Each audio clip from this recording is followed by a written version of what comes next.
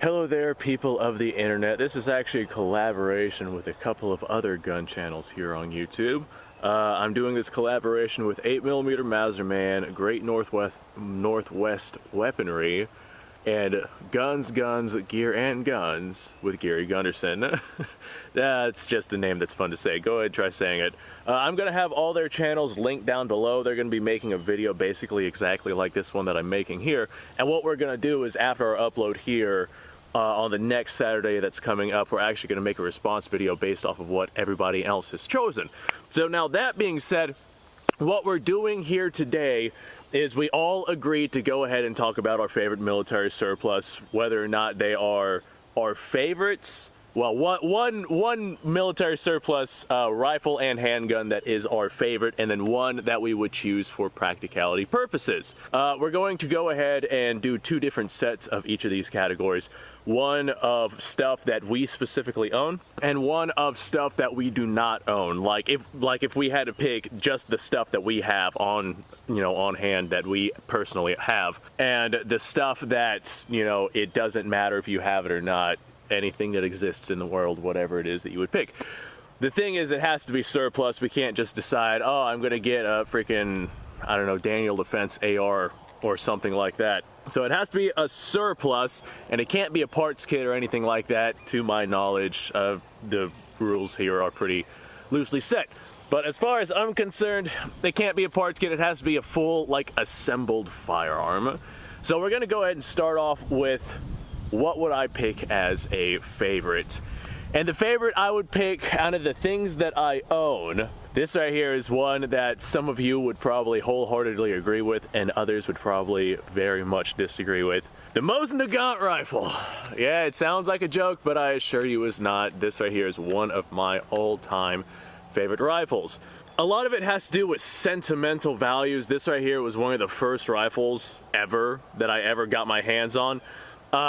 It is a rifle that my father bought for me back whenever I was well, not very young, but back whenever I was a teenager, and it's the rifle that I really learned how to shoot on. It was my first actual firearm that wasn't either a shotgun or a .22 long rifle.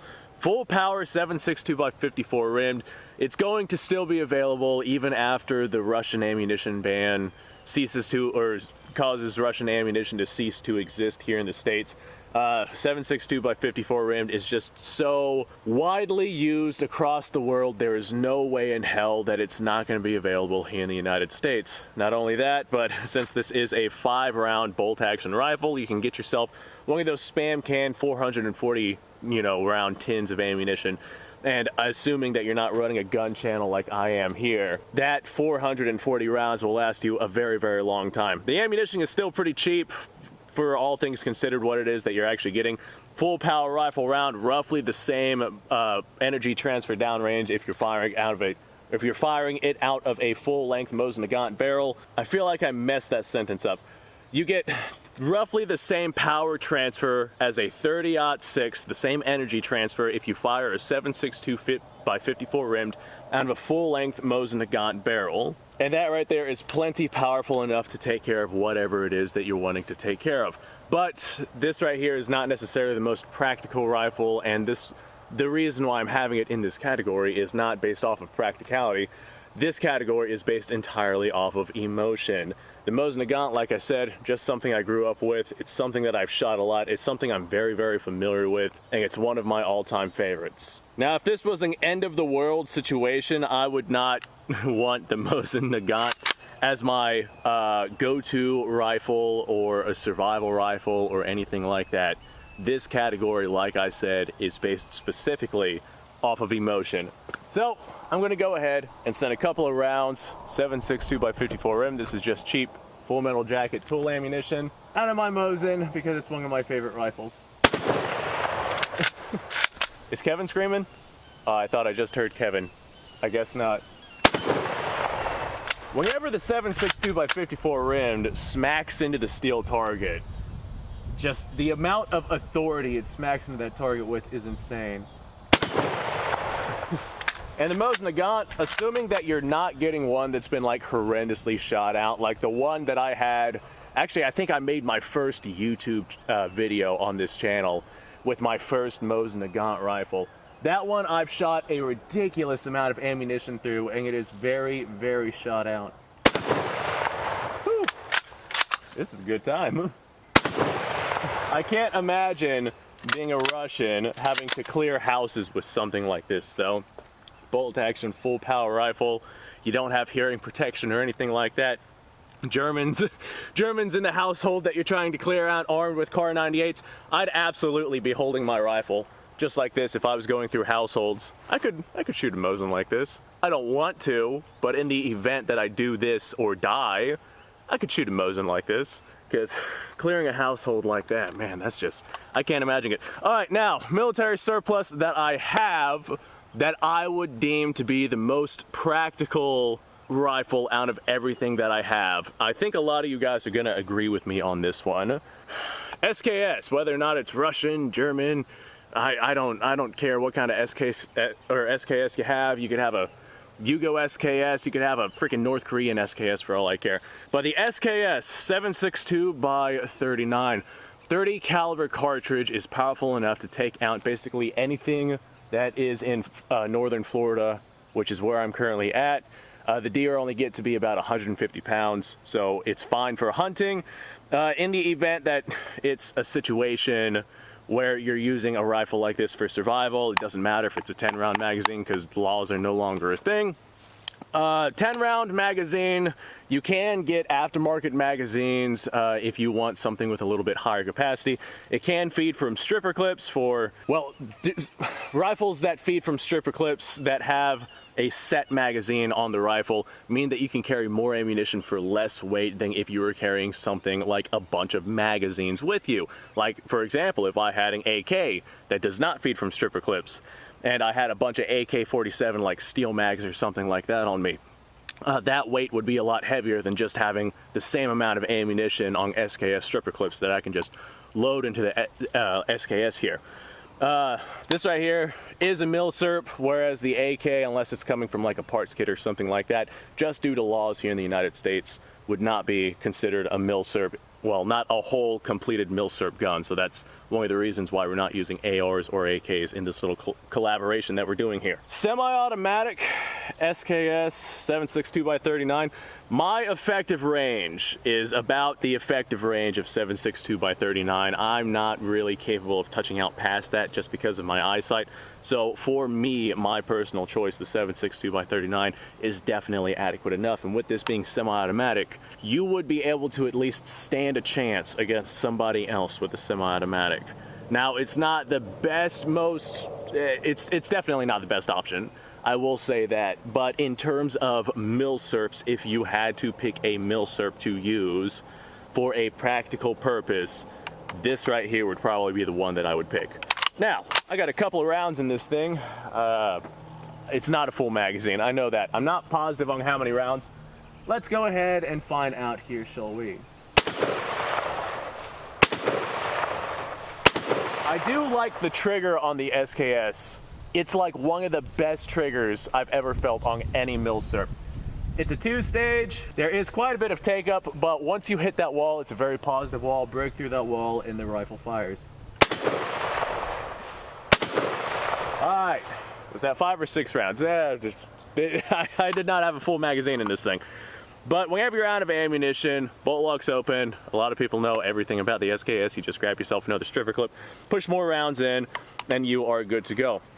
7.62 by 39 is a very, very widely available cartridge. Although it will be less available with us no longer being able to get Wolf and tool ammo and things like that, I am positive that 7.62 by 39 is still going to be available here in the States. So this right here is definitely a very good option of the things that I have. Okay, now comes the things that we don't have. My favorite military surplus rifle, one that I do not have. Okay, if I had to pick like a favorite, the problem with being a gun collector is I have basically all of my favorites.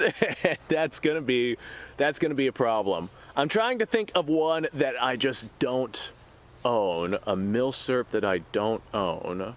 Okay, all right. I have used Logic and my understanding of what I own to come to a conclusion. I would say, like, my favorite rifle that I don't own would probably be a full-length 1891 Carcano rifle. Hear me out on this one. 6.5 Carcano is powerful. I mean, it's powerful enough to be able to handle whatever it is you wanted to handle. If you think 223 is powerful enough to handle whatever it is you're wanting to handle, then 6.5 Carcano is going to be powerful enough to handle whatever it is that you're wanting to handle.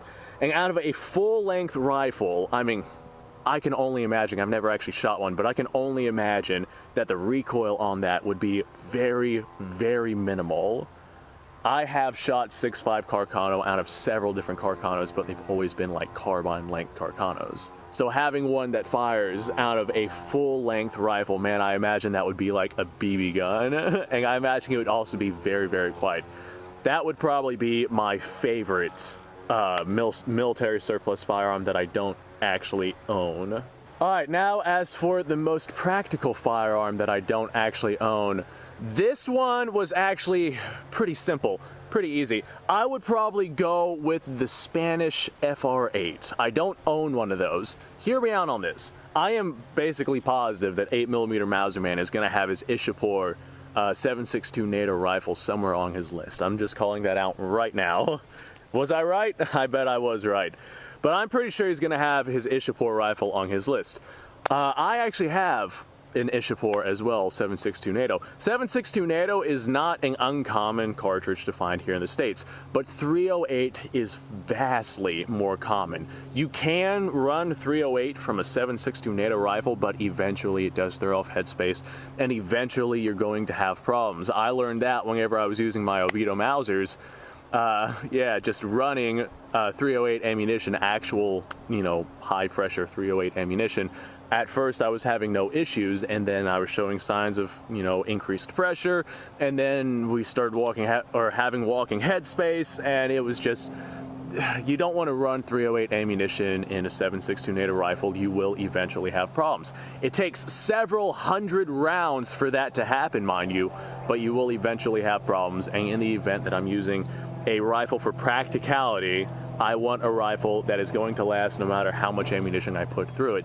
308 ammunition, you are going to come across 308, like actual usable 308 ammunition, like specialty ammunition. That's what I'm trying to say. 308 specialty, whether or not it's, you know, hollow points or hunting rounds or soft points, or there's just a lot of 308 ammunition out there. And 7.62 NATO, you're basically only going to find military ball rounds unless you come across somebody's hand loads. And the FR8 can handle actual spec 308 ammunition, whereas a lot of your military surplus rifles that are chambered in 7.62 NATO cannot, at least not over long periods of time. 308 ammunition is also vastly, like dramatically more available in a lot of places than 7.62 by 39, especially after our ammo ban gets taken into account. 7.62 by 39, definitely powerful, definitely capable, but if you have trouble finding it, well, you're never going to have trouble finding 308 ammunition, no matter what the case. You're probably not going to have trouble finding 7.62 by 39 either, but I guarantee, especially if it's in a situation where you can no longer go to like gun stores and whatnot to pick up ammunition, and you are just out scavenging whatever it is that you can come across, I guarantee that you're going to find 7.62 NATO / 308 ammunition way, way more often than you're going to find 7.62 by 39. And it doesn't matter how nice your rifle is. I know the FR8 is a bolt action rifle, but it doesn't matter how nice it is. Having the ability to shoot it is definitely going to be a way better option than having a very nice rifle without ammunition. Okay, moving on to the handguns. We are going to go ahead and talk about my favorite, like one of my all-time absolute favorite handguns, hands down, no matter what the situation is. Go ahead and put my ears back on here because I intend to shoot these. This right here is one of my absolute all-time favorites, the P38 / P1 series. They're damn near the same gun. I mean, there's a little supporting bolt, and there's material and They're damn near the same gun, all right? Somebody's gonna go in the comment, they're not exactly the same, so don't be saying that, you're spreading misinformation. I'm using the term damn near, okay? Now, this is a heavy gun. It's not the most practical gun. The ergonomics on it are not the best. Just the setup on it, not the greatest, not the greatest. I think the biggest downside on it is the fact that there's an external hammer on this thing. So like trying to conceal carry or carry this on person, I've actually done that with this thing before, and it's dug into my side, and it leaves a raw spot. And having something that is striker fired is definitely a better option, definitely more practical. But this right here is based entirely off of feel and the history of this firearm and what it developed into, and how like the United States adopted the Beretta 92, which is basically this right here, just double stack, and the actual sliding like goes all the way out. And I should probably make a video on the similarities between this and the 92S, but that'll be for a later video. Just the history and development of this little handgun right here, where it came from, the things it's seen, the things that happened after World War II with this little handgun, how Germany was basically like, hey, look, it's a completely different handgun because we renamed it. And I mean, it is just a single stack magazine. It is 9mm, so at least you'd be able to find ammunition pretty regularly. It's not the most ergonomic. It's not the most user-friendly. It's got like sharp edges on it. I've cut myself on this thing numerous times. The safety on this thing, whenever I rack the slide, I can like feel it dig into the palm of my hand. And whenever the slide goes forward, if I don't pull my hand up in like the exact way that I know to do with this handgun, then the sharp edges of the rear sight actually like dig into my hand, and it's just not that great. But damn it, I love it so much. Okay, so I've got, oh God, that's terrible. I've got a partial magazine in this thing. I'm not sure how many rounds with this thing. And I remember this particular one hitting a little on the low side, so I'm not sure if I'm gonna make these shots. But entirely based off of feel, oh yeah, how I hold my handguns too. I can't really get my standard grip with this thing just because of where the slide catch is on this. Like my thumb smacks into it. So I gotta kind of hold my thumb out a little more than I normally would whenever I send lead downrange with this. Hey, I hit my target though. Hey. All right, from what I can tell and what I remember, this thing shoots like 1.5 feet low at the 40-ish yards that we're currently at. I have no idea if I hit that time. All right, this is also not very fun to shoot. Just with the way that the trigger is and the way the recoil comes up, my finger actually gets caught and pinched in between the trigger and the trigger guard itself. And I mean, it's not terrible, and I could definitely shoot this thing quite a bit. It's just not that great. But like I said, damn it, I love it so much. Okay, now on to the surplus that is what I would consider to be the most practical that I own. This right here is my Star Model BM here. I almost chose a 1911 that I have. But 45 ACP, although it is very, very widely available, the odds of you coming across 9mm in a situation where you can't go to a store and buy ammunition anymore is way, way higher than you coming across 45 ACP. Now, I do have better handguns than this, but like I said, it has to be surplus. So this right here, single stack magazine, I think this holds 9 rounds, 8 or 9 rounds, I can't quite remember. Not that it matters, this is just a partial magazine. But very nice handgun, very easy to use. If you're familiar with the 1911, you're gonna feel right at home with this thing. The one thing that I don't like about it is this one as well has a hammer on it, but a lot of your mil serps are gonna have hammers on them. Okay, let me go ahead and just send a couple of rounds downrange. I remember this one being basically right on target. Or not. I saw some dirt that time, so I'm assuming we're hitting low. Yeah, this one also hits a little low. But damn, we're striking that target real easy. The trigger on this one is much, much nicer than the trigger on my P38 P1 down there. Ergonomics on this are also pretty nice. The one thing I don't like is that Star BM magazines are a little bit more on the difficult side to find. You can modify different mags to work in this thing, like SIG has a handgun. I forget which one, but you can modify different magazines to fit in this thing, and there are magazines out there that you can get for this thing that are just a little bit on the expensive side. Now, as for my favorites that I don't own, I want one of these. Like, oh God, I want one of these. My all-time favorite handgun that I don't own, C96 broom handle, specifically one in 9mm. That would be the freaking bee's knees, dude. That would be the absolute greatest, and I intend to get one of these days, but I just don't have one right now, so it is going to fall into the category of one of my favorites that I don't currently own. And if I had to pick a milsurp that was an actual surplus firearm that was the most practical. All right, I'm gonna cheat a little bit on this one. There's a lot of Glocks being surplused from police forces right now, and you can pick one up for not a lot of money. And Glock is a very, very good company. You can find parts and whatnot for Glock all over the place. If you are in a situation where you can't get things from the store, then Glock would be an absolute like go-to item if you can. I'm gonna count that as a surplus. Now, a lot of people will say, that's a cheap option. So I'm actually gonna kind of cheat on this one and pick two different ones. For the people that are not satisfied with me saying, hey, there's Glocks on the surplus market right now, that's what I pick.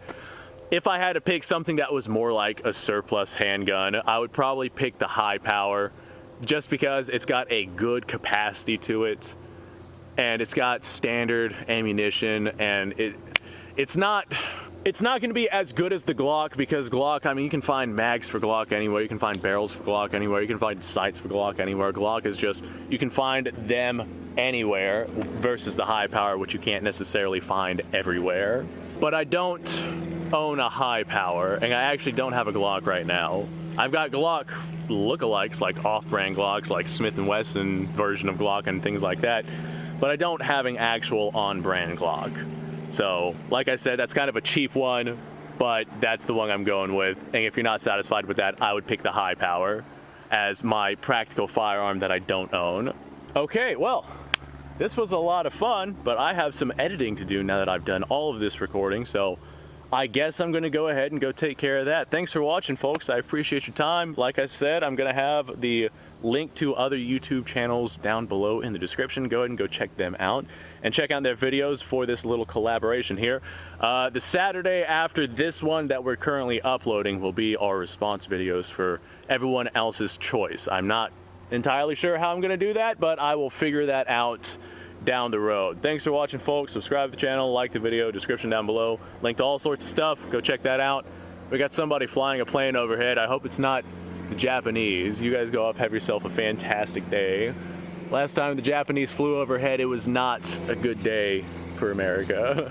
You know, normally whenever I deal with handguns like this, where grabbing back here kind of sucks to grab, and it's just not fun because it's sharp, I'll actually grab the front of the slide so I don't have to grab the back of the slide. There's just a little bit of a problem here with that. Yeah.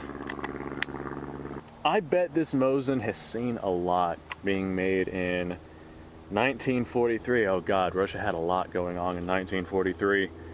But I'm willing to bet that I shot more ammunition out of this thing than the Russian soldier did that had it. Well, I was gonna pick that up, but there's a critter on it, so I think I'll go ahead and choose something else here. You know, the SKS is severely underappreciated. If it had come out like, I don't know, half a decade sooner, it probably would have been a much more mainstream, much more well-known, much better option than it is nowadays. Although a lot of people do know about the SKS, a lot of people think that it's just like an earlier version of the AK, and that's just not right.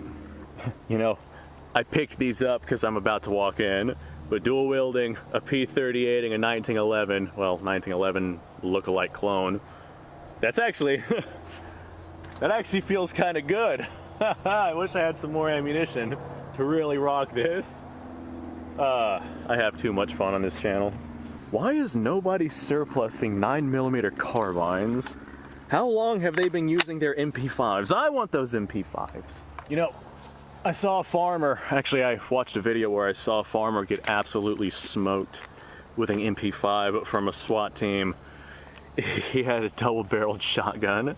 He was in his underwear and nothing else, like a really fat, sweaty, hairy, like stereotypical elderly farmer with a double-barreled shotgun, obviously like backwater redneck style guy trying to take on a SWAT team, like a full squad from a SWAT team kitted out with MP5s. The farmer did not make it.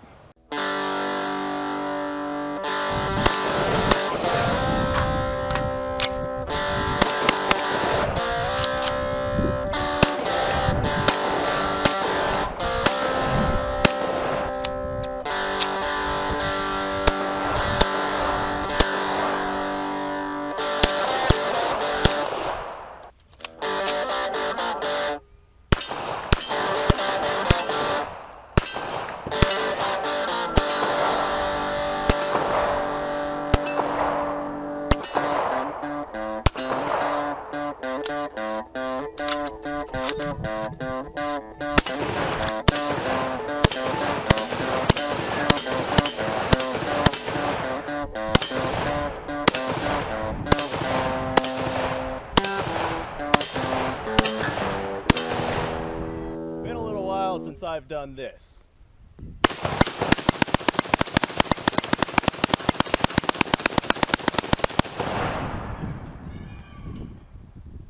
Bonnie and Clyde be damned.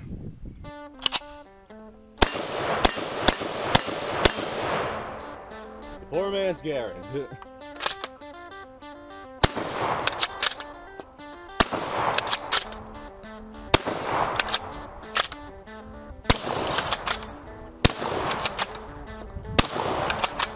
It's a shame that bolt-action shotguns aren't more mainstream.